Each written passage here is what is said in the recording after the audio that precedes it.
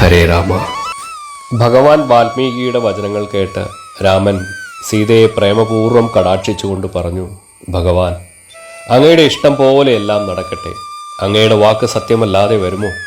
മുൻപു തന്നെ ദേവകളുടെ മുന്നിൽ വെച്ച് വൈദേഹി പരിശുദ്ധിയാണെന്ന് തെളിഞ്ഞിട്ടുണ്ട്. എന്നാൽ ലോകാപവാദത്തെ ഭയപ്പെട്ട് പരിശുദ്ധിയാണെന്ന് ബോധ്യപ്പെട്ടിട്ടും സീതയെ ഞാൻ ഉപേക്ഷിച്ചതിന് അവിടുന്ന് എന്നോട് ക്ഷമിക്കണമേ. കുശലവന്മാർ എൻ്റെ പുത്രന്മാരാണെന്ന് എനിക്കറിയാം. ഈ കൂടിയിരിക്കുന്ന ജനങ്ങളുടെ മധ്യത്തിൽ സീത പരിപാവനയാണെന്ന് തെളിഞ്ഞുവല്ലോ. എല്ലാവർക്കും ആനന്ദമുണ്ടാകട്ടെ. കാവ്യവസ്ത്രമുടുത്ത് അഗ്നി തേജസ്സോടെ സഭാമധ്യത്തിൽ നിന്നിരുന്ന സീത ചുറ്റും കണ്ണോടിച്ചു. കൈകൂപ്പി ഭൂമിയിലേക്ക് നോക്കിക്കൊണ്ട് ഇങ്ങനെ സുവ്യക്തമായി പറഞ്ഞു, ശ്രീരാമചന്ദ്രനെയല്ലാതെ മറ്റൊരാളെയും ഞാൻ സ്മരിച്ചിട്ടില്ലെങ്കിൽ ഭൂമിദേവി എനിക്കൊരു മാർഗം കാണിച്ചു തരണമേ. മനസ്സാവാച കർമ്മണ ഞാൻ ശ്രീരാമചന്ദ്രന് മാത്രമായി അർപ്പിച്ചവളാണെങ്കിൽ ഭൂമിദേവി എനിക്കൊരു മാർഗം കാണിച്ചു തരണമേ.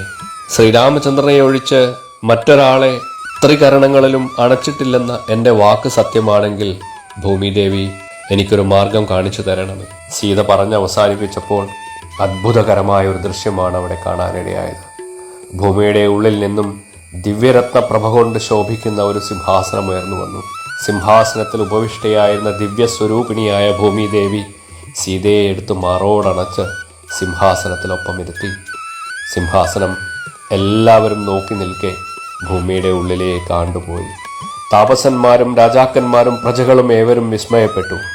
അവാച്യമായ ചിത്തഭ്രമം എല്ലാവർക്കും അനുഭവപ്പെട്ട പോലെ തോന്നി. രാമന്റെ കണ്ണുകൾ അശ്രുപൂർണങ്ങളായി. മുഖത്ത് ശോകം തളം കെട്ടി നിന്നു. കുറച്ചുനേരം ഇതികർത്തവ്യതാമൂഢനായിരുന്നു. പിന്നീട് ക്രോധതാപങ്ങളാൽ മതിക്കപ്പെട്ടുകൊണ്ടിരുന്ന രാമൻ ഇങ്ങനെ ഉച്ചത്തിൽ പറഞ്ഞു, എനിക്ക് ജീവിതത്തിൽ വ്യഥകളേ ഉണ്ടായിട്ടുള്ളൂ. എന്നാൽ ഇത്രയും കടുത്തൊരു വ്യഥ മുൻപുണ്ടായിട്ടില്ല. എൻ്റെ കൺമുന്നിൽ വെച്ചാണല്ലോ ജാനകി മറഞ്ഞത്. കടൽ കടന്നു ചെന്ന് ലങ്കയിലെത്തി രാക്ഷസ വീരനായകനെ വധിച്ച് ജാനകിയെ ഇങ്ങോട്ടെത്തിച്ചവനാണ് ഞാൻ. അങ്ങനത്തെ എനിക്ക് ഭൂമിയിൽ നിന്ന് സീതയെ തിരിച്ചു കൊണ്ടുവരാനാകും. അല്ലയോ ഭൂമിദേവി, എൻ്റെ സീതയെ എനിക്ക് തിരിച്ചു തന്നേക്കൂ. ഇല്ലെങ്കിൽ എൻ്റെ ക്രോധം കാണേണ്ടി വരും ഭൂമിദേവിക്ക്. എന്നെ അറിയാമല്ലോ, എൻ്റെ ഭാര്യാമാതാവാണ് അങ്ങ്. യാഗനിർവഹണത്തിനായി നിലമുഴുതപ്പോൾ ജനക മഹാരാജാവിന് സീതയെ നൽകിയത് അങ്ങ് തന്നെയല്ലേ? ആ ജാനകിയെ തിരിച്ചു തന്നേക്കൂ ഭൂമിദേവി. അല്ലെങ്കിൽ എന്നെയും ഭൂമിദേവി അവളോടൊപ്പം കൊണ്ടുപോകൂ. പാതാളത്തിലായാലും വേണ്ടില്ല, സ്വർഗത്തിലായാലും വേണ്ടില്ല, ഞാൻ അവളോടൊന്നിച്ച് ജീവിച്ചു കൊള്ളാം. അവൾ മറഞ്ഞതുകൊണ്ട് എനിക്ക് ഭ്രാന്ത് പിടിക്കുകയാണ്. ഭൂമിദേവി, എടുത്തുകൊണ്ടുപോയ മൈഥിലിയെ അങ്ങനെ തന്നെ തിരിച്ചു തരാതിരുന്നാൽ എൻ്റെ ഭാവം മാറും. കാടും മേടും നിറഞ്ഞ ഈ ഭൂമിയെ ഞാൻ മുടിച്ചു കളയും. ഇക്കാണായ ഭൂമിയെല്ലാം ഞാൻ വെള്ളത്താൽ മുക്കും. ദുഷ്ടനായ രാമൻ സംഹാരരൂപിയായി മാറി. ജഗത്താകെ വിറകൊണ്ടു. എന്തും സംഭവിക്കാമെന്ന് ഏവരും കരുതി. ആ സന്ദർഭത്തിൽ ദേവന്മാരാൽ പരിസേവിതനായ ബ്രഹ്മാവ് രാമന്റെ മുന്നിൽ പ്രത്യക്ഷപ്പെട്ടു. എന്താണിത്? രാമൻ ദുഃഖിക്കുകയോ? അങ്ങയുടെ യഥാർത്ഥ സ്വത്വത്തെക്കുറിച്ച് ഞാൻ ഓർമ്മിപ്പിക്കട്ടെ. തീർത്തും നിർദോഷയായ പതിവ്രതാരത്നമായ സീത നാഗലോകത്തിൽ സസുഖം വഹിക്കുന്നു. സ്വന്തമായി നേടിയിരുന്ന തപോബലം അത്രയ്ക്ക് മാത്രമുണ്ട് സീതയ്ക്ക്. സ്വർഗത്തിൽ വെച്ച് വീണ്ടും അങ്ങേക്ക് സീതയോടുകൂടി ചേരാമല്ലോ. അതുകൊണ്ട് അങ്ങ് ക്രോധത്തെ അടക്കി ശാന്തനാവുക. രാമൻ മെല്ലെ മെല്ലെ സമചിത്തത കൈവരിച്ചു. ബ്രഹ്മാവും ദേവഗണങ്ങളും വാനിൽ മറഞ്ഞു. രാമൻ വാൽമീകിയോട് പറഞ്ഞു, ഋഷേ, നാളെ മുതൽക്ക് രാമായണത്തിന്റെ ബാക്കി ഭാഗങ്ങൾ തുടർന്നു കേൾക്കാം. അങ്ങനെ സദസ്സു പിരിഞ്ഞു. സീതയെ ഓർത്ത് ദുഃഖാകുലനായി രാമൻ ഉറക്കമില്ലാത്ത രാത്രികൾ കഴിച്ചു. പിറ്റേന്ന് കാലത്ത് സദസ്സ് ആരംഭിച്ചു. രാമന്റെ ഭാവിയെക്കുറിച്ച് ഉപപാദിക്കുന്ന ഭവിഷ്യൽ കഥയായ ഉത്തരകാവ്യത്തെയും കുശലവന്മാർ ആലപിക്കാൻ തുടങ്ങി. രാമന്റെ യാഗം മംഗളകരമായി പര്യവസാനിച്ചു. രാമന് സീതയില്ലാത്ത അയോധ്യ ശൂന്യമായതുപോലെ തോന്നി. ദുഃഖവിവശനായ രാമൻ കഠിനമായ അസ്വസ്ഥതയോടെ നാളുകൾ കഴിച്ചു. വാനരന്മാരെയും രാക്ഷസന്മാരെയും അർഹിക്കുന്ന ആദരവോടും പാരിതോഷികങ്ങളോടും കൂടി അവരവരുടെ സ്ഥലങ്ങളിലേക്ക് തിരിച്ചയച്ചു. സഹോദരന്മാരുമൊത്ത് നൈമിഷാരണ്യത്തിൽ നിന്നും രാമൻ അയോധ്യയിൽ എത്തിച്ചേർന്നു. സീതയല്ലാതെ മറ്റൊരു സ്ത്രീക്ക് രാമന്റെ ഹൃദയത്തിൽ സ്ഥാനമുണ്ടായിരുന്നില്ല.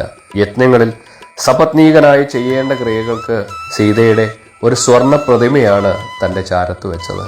എത്രയോ അശ്വമേധങ്ങൾ കഴിച്ചു. മറ്റ് യാഗങ്ങളും. അപ്പോഴും പത്നിയുടെ സ്ഥാനത്ത് കനകപ്രതിമയായിരുന്നു. രാമന്റെ ഭരണകാലം സമൃദ്ധിയുടെയും ഐശ്വര്യത്തിൻ്റെയും കാലമായിരുന്നു. വേണ്ട കാലത്ത് മഴ പെയ്തു. അകാല മൃത്യു രാജ്യത്തെവിടെയുമില്ല. രോഗങ്ങളോ മറ്റു ദുരിതങ്ങളോ ഇല്ല. കൗസല്യ മാതാവ് പുത്രന്മാരുടെയും പൗത്രന്മാരുടെയും സ്നേഹപൂർവമായ പരിചരണങ്ങൾ ഏറ്റുകൊണ്ട് അനായാസമായി കാലയവനികക്കുള്ളിൽ തിരോധാനം ചെയ്തു. സുമിത്രയും കൈകേയിയും യഥാകാലം ജ്യേഷ്ഠത്തിയെ അനുഗമിച്ചു. അവർ 3 പേരും സ്വർഗത്തിൽ ദശരഥ മഹാരാജാവിനോടൊപ്പം സസുഖം വാണു. കേകയ രാജാവായ യുധാജിത്ത് അന്നൊരു നാളിൽ അങ്കിരസന്റെ പുത്രനും തൻ്റെ കുലഗുരുവായ വർഗ്യനെ രാമന്റെ സന്നിധിയിലേക്ക് അയക്കുകയുണ്ടായി. 10,000 ലക്ഷണമൊത്ത കുതിരകളും എത്രയോ രത്നങ്ങളും കമ്പിളികളും ആഭരണങ്ങളുമെല്ലാം രാജാവ് രാമന് ഉപഹാരമായി കൊടുത്തിരുന്നു. രാമൻ അനുജനോടുകൂടി ഗാർഗ്യനെ അർഘവാദ്യാദികളാൽ വിനയപൂർവ്വം എതിരേറ്റ് പൂജിച്ചു. ഉത്തമാസനത്തിൽ ബ്രഹ്മർഷി ഗാർഗ്യനെ ഇരുത്തിക്കൊണ്ട് കുശലങ്ങളെല്ലാം അന്വേഷിച്ചു കഴിഞ്ഞതിന് ശേഷം രാമൻ ഋഷിയുടെ ആഗമനോദ്ദേശം ആരാഞ്ഞു. ഋഷി പറഞ്ഞു, രാമ, കേകയ രാജാവായ അങ്ങയുടെ അമ്മാവൻ യുധാജിത്ത് പറഞ്ഞയച്ച കാര്യം കേട്ടാലും സിന്ധു നദിയുടെ തീരത്ത് ഇരുഭാഗങ്ങളിലുമായി നന്മയേറിയതും ഫലമൂലങ്ങൾ നിറഞ്ഞതുമായൊരു ഗന്ധർവാരണ്യമുണ്ട്. ശൈലൂഷപുത്രന്മാരായ 3 കോടി ഗന്ധർവന്മാർ ആ പ്രദേശത്ത് എല്ലാ ആയുധങ്ങളോടും കൂടി യുദ്ധത്തിന് തയ്യാറെടുത്തു നിൽക്കുകയാണ്. ആ ഗന്ധർവസേനയെ തോൽപ്പിച്ച് മഹാബാഹുവായ അങ്ങ് 2 നഗരങ്ങൾ സ്ഥാപിച്ചാലും ശത്രുക്കൾക്ക് പ്രവേശിക്കാൻ കഴിയാത്ത രീതിയിലുള്ളതാണ് ആ പ്രദേശം. അതിശോഭനമായ പ്രദേശവുമാണത്. ഗർഗ്യന്റെ വാക്കുകൾ കേട്ട് അങ്ങനെയാകട്ടെ എന്ന് സമ്മതിച്ച് രാമൻ ഭരതനെ നോക്കി പ്രകടമായ ആഹ്ലാദത്തോടെ ഭരതപുത്രന്മാരെ ചൂണ്ടിക്കൊണ്ട് പറഞ്ഞു, മഹാമുനെ, ഈ നിൽക്കുന്ന ഭരതകുമാരന്മാർ തക്ഷനും പുഷ്കലനും ആ നാടുകൾ ഭരിക്കും. ധർമ്മനിരതരായ ഇവർ അമ്മാവന്റെ നിർദ്ദേശങ്ങൾക്കനുസരിച്ച് ആ നഗരങ്ങളിൽ വസിക്കട്ടെ. ഈ ഉണ്ണികൾക്കായി ഭരതൻ ഗന്ധർവന്മാരെ ജയിച്ച് 2 നഗരങ്ങളും സ്ഥാപിക്കും. തുടർന്ന് ഘോര യുദ്ധം നടന്നു. ഭരത സൈന്യവും ഗന്ധർവ സൈന്യവും. ശത്രുനിഗ്രഹത്തിന് ശേഷം ഭരതൻ 2 നഗരികൾ സ്ഥാപിച്ചു. തക്ഷനായി തക്ഷശിലയും പുഷ്കലനായി പുഷ്കലാവതവും നൽകി. ഒരു നാൾ രാമൻ പെട്ടെന്ന് അനുജന്മാരോട് ഇങ്ങനെ പറഞ്ഞു, ലക്ഷ്മണ, നിന്റെ മക്കളായ അംഗദനും ചന്ദ്രകേതുവും വിജ്ഞാനശാലികളും പരാക്രമികളുമാണ്. അവരെ അനുയോജ്യമായ 2 രാജ്യങ്ങളിൽ രാജാക്കന്മാരായി വാഴിക്കണം. ഭരതൻ പെട്ടെന്ന് പറഞ്ഞു, കാരുപഥമെന്ന രമണീയമായ ഭൂഭാഗം അംഗദനും അതുപോലെ തന്നെയുള്ള ചന്ദ്രകാന്തം എന്ന രാജ്യം ചന്ദ്രകേതുവിനും നൽകാവുന്നതാണ്. രാമന് സമ്മതമായി. 2 പേരെയും സിംഹാസനത്തിലിരുത്തി അഭിഷേകം ചെയ്തു. പടിഞ്ഞാറ് ഭാഗത്ത് അംഗദനെയും വടക്കു ഭാഗത്ത് ചന്ദ്രകേതുവിനെയും യാത്രയച്ചു. അംഗദന്റെ കൂടെ ലക്ഷ്മണനും ചന്ദ്രകേതുവിന്റെ കൂടെ ഭരതനും സഹായത്തിനായി പോയി. കുറെ നാൾ കഴിഞ്ഞപ്പോൾ ധർമ്മനിരതനായി രാമൻ രാജ്യം വാണുകൊണ്ടിരിക്കവേ ഒരു ദിവസം യമധർമ്മ രാജാവ് രാമനെ കാണാനെത്തി. മുനിയുടെ വേഷം ധരിച്ചാണ് ധർമ്മരാജാവ് വന്നിരുന്നത്. അർഘ്യപാദ്യ മധുപർക്കങ്ങളാൽ മുനിയെ സ്വീകരിച്ച ശേഷം മഹാനായ ഋഷിയുടെ ആഗമനോദ്ദേശം എന്താണെന്ന് വിനയപൂർവ്വം ആരാഞ്ഞു. യതിവര്യൻ പറഞ്ഞു, സന്ദേശം ഗൂഢമായി പറയേണ്ടതാണ്. അതിനാൽ ആദ്യമേ തന്നെ മുൻകരുതലായി ഒരു കാര്യം ചെയ്യേണ്ടതുണ്ട്. നാം രഹസ്യമായി സംസാരിക്കുന്ന ഈ സ്ഥലത്തേക്ക് ആരും കടന്നു വരാൻ പാടില്ല എന്നുറപ്പിക്കണം. വല്ലവരും പ്രവേശിക്കുകയാണെങ്കിൽ ആരായാലും ഉടൻ വധിക്കപ്പെടണം എന്നാണ് ഋഷി നിർദ്ദേശം. രാമൻ സമ്മതിച്ചു. ലക്ഷ്മണനെ ചട്ടം കെട്ടി, കുമാര ലക്ഷ്മണ, നീ തന്നെ വേണം ഗോപുരദ്വാരത്തിൽ നിൽക്കാൻ. കാവൽക്കാരെ പറഞ്ഞയച്ചുകൊള്ളൂ. ഞാനും മുനീന്ദ്രനും തമ്മിൽ രഹസ്യമായി സംസാരിക്കുകയാണ്. അതിനിടയ്ക്ക് ആര് പ്രവേശിച്ചാലും അവൻ വധിക്കപ്പെടും. ആജ്ഞ ശിരസാ വഹിച്ചുകൊണ്ട് ലക്ഷ്മണൻ ഗോപുരദ്വാരത്തിൽ കാവൽ നിന്നു. അതിനുശേഷം രാമൻ മുനിസത്തമനോട് അന്വേഷിച്ചു, മഹാമുനി, എന്താണ് അങ്ങേക്ക് പറയാനുള്ളത്? ആരാണ് അങ്ങയെ ഇങ്ങോട്ടേക്ക് അയച്ചത്? എല്ലാം വ്യക്തമായി പറയൂ. മാമുനി പറഞ്ഞു തുടങ്ങി, ദേവേന്ദ്രനായ പ്രഭു, ബ്രഹ്മപിതാമഹനാണ് എന്നെ ഇങ്ങോട്ട് അയച്ചത്. ഞാൻ അന്ധകൻ എന്ന പേരിൽ അറിയപ്പെടുന്ന യമൻ. അങ്ങ് ഭൂമിയിൽ രാവണ നിഗ്രഹത്തിനായി മനുഷ്യരൂപത്തിൽ ഈ ഭൂമിയിൽ അവതരിച്ചു. 11,000 സംവത്സരം രാജാതിരാജനായി വാണരുളി. അങ്ങയുടെ നിർദ്ദേശമനുസരിച്ചു തന്നെ വിധിച്ച അങ്ങയുടെ മനുഷ്യായുസ് അവസാനിച്ചിരിക്കുന്നു. രാമൻ സംപ്രീതനായി പറഞ്ഞു, ബ്രഹ്മദേവന്റെ വാക്കുകൾ എനിക്ക് വളരെ പ്രിയങ്കരമായി. അങ്ങയെ തന്നെ എൻ്റെ സവിധത്തിലേക്ക് അയച്ചത് പ്രത്യേകിച്ചും സന്തോഷമായി. അങ്ങേക്ക് നന്മ വരട്ടെ. ഞാൻ തിരിച്ചു വരുവാൻ സന്നദ്ധനായി കഴിഞ്ഞു. ഈ വിവരം ബ്രഹ്മദേവനെ അറിയിച്ചുകൊള്ളൂ. ആ സന്ദർഭത്തിലാണ് ശ്രീരാമചന്ദ്രനെ കാണാൻ ദുർവാസാവ് മഹർഷി അയോധ്യയിലെത്തുന്നത്. ഗോപുരവാതിൽക്കിലെത്തിയ ദുർവാസാവിനെ ലക്ഷ്മണൻ തടയുന്നു. ഉടൻ തന്നെ രാമനെ കാണണമെന്ന് ഷഡിച്ച ദുർവാസാവിന്റെ വാക്കുകളെ അനുസരിക്കാതിരിക്കാൻ ലക്ഷ്മണന് കഴിഞ്ഞില്ല. രണ്ടും കൽപ്പിച്ച് ലക്ഷ്മണൻ യമധർമ്മ രാജാവും ശ്രീരാമചന്ദ്രനും ഇരിക്കുന്ന മുറിയിലേക്ക് പ്രവേശിച്ചു. ദുർവാസാവ് വന്നിരിക്കുന്നുവെന്നും അടിയന്തരമായി രാമചന്ദ്രനെ കാണണമെന്നും ലക്ഷ്മണൻ അവിടെ ഉണർത്തിച്ചു.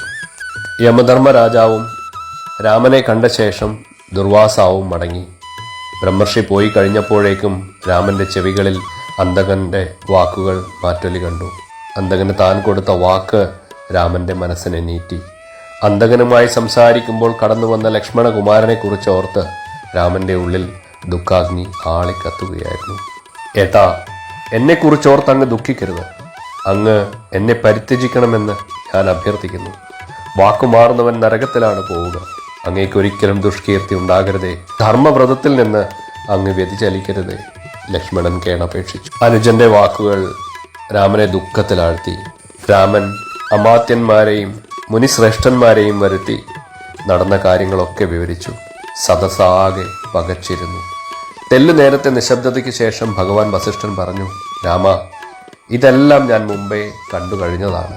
അങ്ങയുടെ സ്വർഗാരോഹണത്തിന്റെയും ലക്ഷ്മണ വിയോഗത്തിന്റെയും സമയമായി. അനുജനെ പരിത്യജിക്കൂ. അമിത ബലവാനാണ് കാലം. കാലത്തിന്റെ പടിയിൽ നിന്ന് കുതറി രക്ഷപ്പെടാൻ ആർക്കും കഴിയുകയില്ല. അങ്ങയുടെ വാക്ക് വൃഥാവാകരുത്. പ്രതിജ്ഞാഭംഗം ധർമ്മഭ്രംശമാണ്. ധർമ്മം ക്ഷയിച്ചാൽ ചരാചരങ്ങളോടെ 3 ലോകവും ദേവന്മാരും ഋഷിമാരും എല്ലാം നശിക്കും. ലോകസംരക്ഷണത്തിനായി അങ്ങ് സൗമിത്രിയെ ഉപേക്ഷിച്ചാലും. കഠിന ദുഃഖമാർന്നെങ്കിലും സുസ്പഷ്ടങ്ങളായ അക്ഷരങ്ങളിൽ ദൃഢസ്വരത്തിൽ രാമൻ പറഞ്ഞു, ഹേ സൗമിത്രേ, കുമാര, ലക്ഷ്മണ, ഞാൻ നിന്നെ പരിത്യജിക്കുന്നു. വധത്തിന് തുല്യമാണ് പരിത്യജിക്കൽ. സജ്ജനങ്ങൾക്ക് ഇവ രണ്ടും തുല്യം തന്നെ. ഉഗ്രമായ വിധി കൽപ്പിച്ചു കഴിഞ്ഞു രാമൻ. ലക്ഷ്മണന്റെ വിശാലങ്ങളായ നേത്രങ്ങൾ കണ്ണുനീർ തടാകങ്ങളായി. സ്വന്തം വീട്ടിൽ കയറാതെ, പിന്നിലേക്കൊന്ന് തിരിഞ്ഞു നോക്കാതെ സരയൂ നദിയുടെ തീരത്തിലേക്ക് ലക്ഷ്മണൻ നടന്നെത്തി.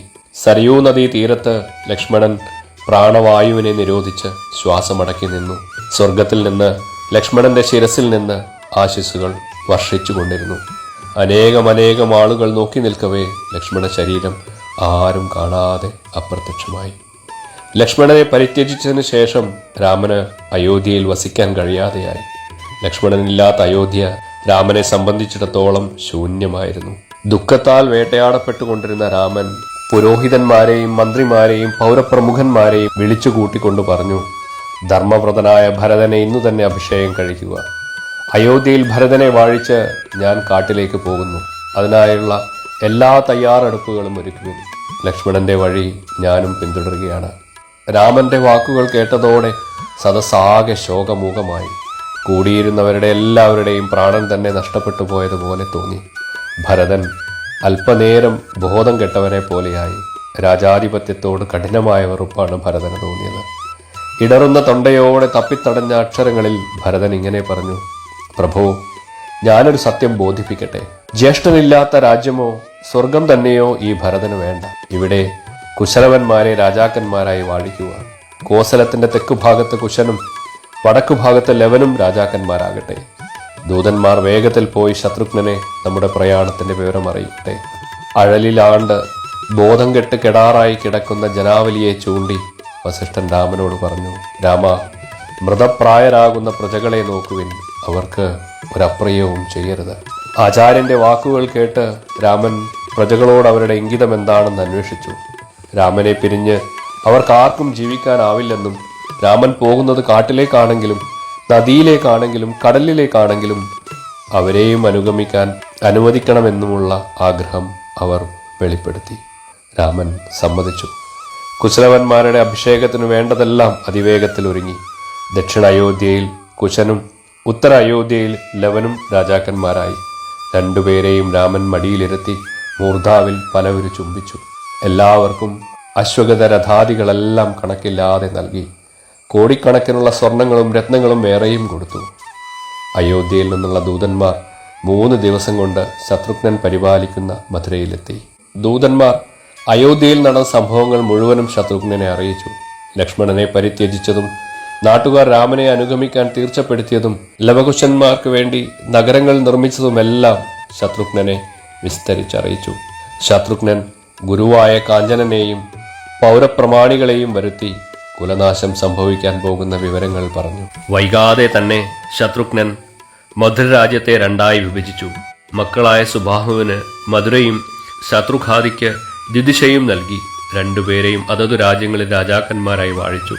ശത്രുഘ്നൻ അയോധ്യയിലേക്ക് പുറപ്പെട്ടു.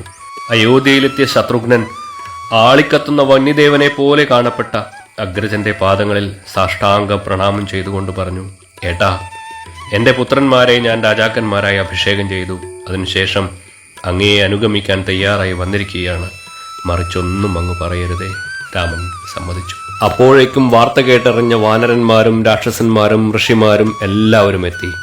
എല്ലാവർക്കും രാമനെ അനുഗമിക്കണം. സുഗ്രീവൻ പറഞ്ഞു, മഹാപ്രഭു, വീരനായ അംഗദനെ കിഷ്കിന്ധ രാജാവായി അഭിഷേകം ചെയ്തിട്ടാണ് ഞാൻ വന്നിരിക്കുന്നത്. എങ്ങോട്ടായാലും അങ്ങയോടൊപ്പം ഞാനുമുണ്ട്. രാമൻ പറഞ്ഞു, വാനരശ്രേഷ്ഠ, അങ്ങയെ പിരിഞ്ഞ് സ്വർഗത്തിലേക്കോ കൈവല്യത്തിലേക്കോ തന്നെയോ ഞാൻ പോകില്ല. അസുര ചക്രവർത്തി വിഭീഷണനുമായി സംഭാഷണം തുടങ്ങുന്നതിന് മുൻപ് തന്നെ രാമചന്ദ്രൻ പറഞ്ഞു, അസുര ചക്രവർത്തി, ജനങ്ങൾ ലോകത്തിൽ നിലനിൽക്കുന്നതുവരെ അങ്ങ് ലങ്കേശ്വരനായി വാഴുക. സൂര്യചന്ദ്രന്മാരും ഭൂമിയും എൻ്റെ കഥയും ഏതു കാലം വരെ നിലനിൽക്കുമോ അതുവരെ അങ്ങ് രാജ്യം ഭരിക്കും. സ്നേഹത്തിൻ്റെ ശാസനയാണത്. ശാസന അനുസരിച്ചാൽ മാത്രം മതി. ധർമ്മത്തിൽ നിന്ന് തെറ്റാതെ പ്രജകളെ സംരക്ഷിക്കൂ. മറിച്ചൊന്നും പറയണ്ട. ഹനുമാനെ നോക്കി രാമൻ പറഞ്ഞു, മാരുതി, സത്യം ചെയ്തത് പാലിച്ചേ തീരൂ. ജീവിച്ചിരിക്കുവാൻ ആദ്യം തന്നെ നിശ്ചയിച്ചവനാണ് നീ.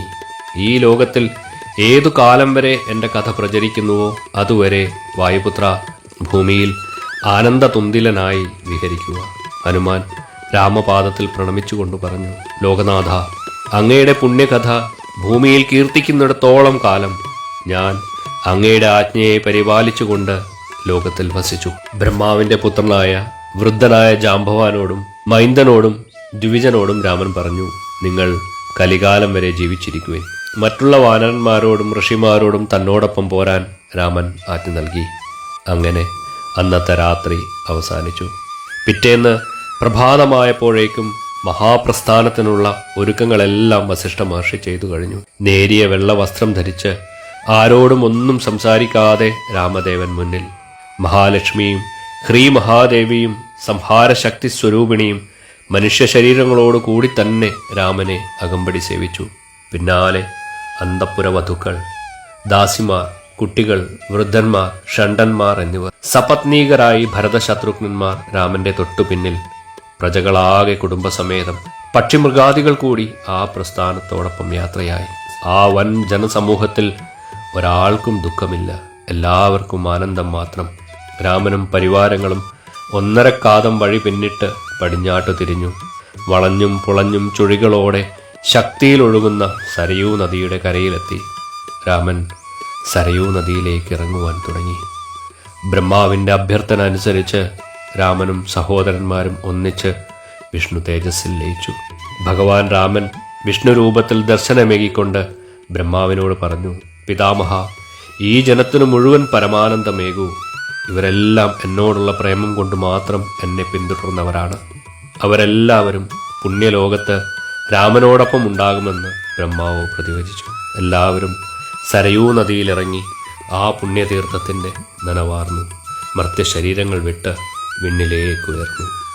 അങ്ങനെ വാൽമീകി രാമായണം കഥ ഇവിടെ പര്യവസാനിക്കുന്നു. ഹരേ രാമ.